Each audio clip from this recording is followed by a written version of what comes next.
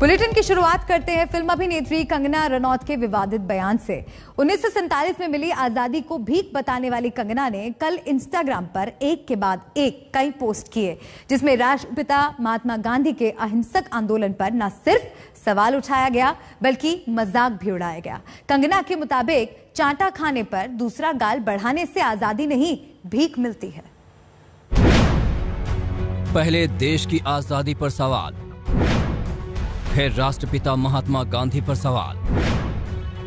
आजादी के नायकों पर कंगना का नया हमला। 15 अगस्त 1947 में मिली आजादी को भीख में मिली आजादी बताने वाली पद्मश्री से विभूषित अभिनेत्री कंगना रनौत के निशाने पर इस बार राष्ट्रपिता महात्मा गांधी आ गए हैं। कंगना रनौत ने इंस्टाग्राम पोस्ट में पूरी दुनिया को प्रेरित करने वाले महात्मा गांधी के अहिंसक आंदोलन का मजाक उड़ाते हुए उन्हें सत्ता का भूखा और चालाक तक कह दिया। कंगना ने लोगों से कहा है कि अपने नायकों का चुनाव समझदारी से करें।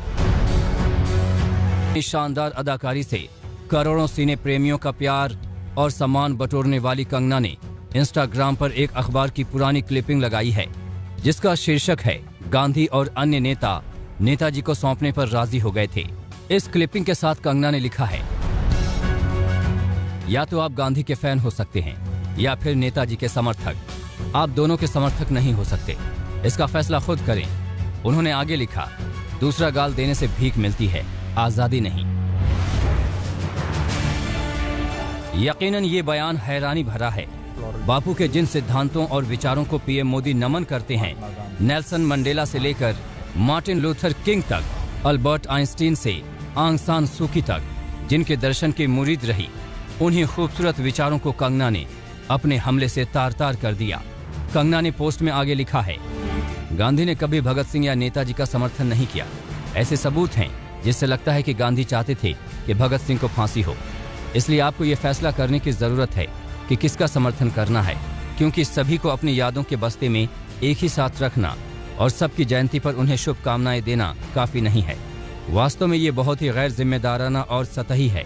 हमें अपने इतिहास और नायकों का पता होना चाहिए। इतिहास का ज्ञान शायद इतना काफी नहीं था।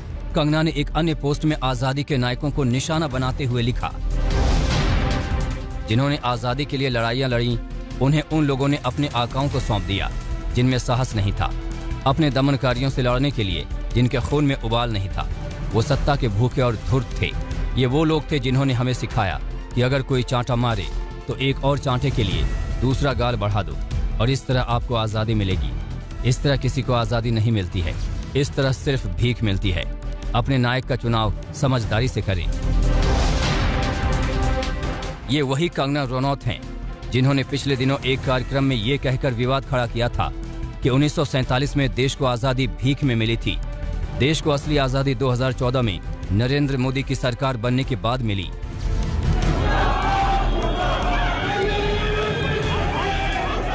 कंगना के इस बयान के बाद देश भर में उनके खिलाफ प्रदर्शन हुए, पुतले फूंके गए, थाने में केस हुए और उनसे पद्मश्री वापस लेने की मांग की गई।